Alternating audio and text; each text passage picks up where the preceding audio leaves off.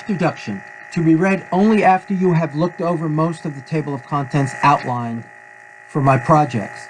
A journalist once asked Ernest Hemingway what he thought it took to be a great writer. He answered, an accurate shit detector. I borrowed the term and modified it as I believe he intended it, but also to turn it into a technical term for use in my critique of humankind. I used this technical term, bullshit, long before I ever knew who Ernest Hemingway was.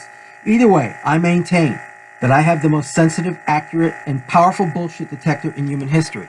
It would take me no more than 10 minutes to convince anyone with an IQ of over 180 of this fact. 15 minutes if you have an IQ over 130. 20 minutes if your IQ is over 120. And maybe half an hour if your IQ is 100. If your IQ is under 80, if your IQ is under 100, you'll never be convinced. Conversely, if I cannot convince you, your IQ must be below 80. Indeed, I've survived and absorbed all of Western civilization. Civilization is dead culture, Toynbee, and anything in Eastern civilization that is of any value at all, which isn't much actually.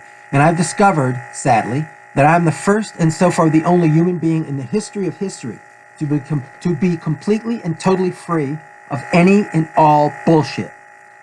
Any and all shit, bull or otherwise. And from what I can observe of the literary scene today, I fear I am the only writer on the planet who has a functioning bullshit detector at all. The only intellectual that I have discovered to come close to having a bullshit detector at all is possibly the Belgian writer Michel Houellebecq. But his detector is not comprehensive by any means. He neglects to smell out most of the fecal matter out there. Thank you.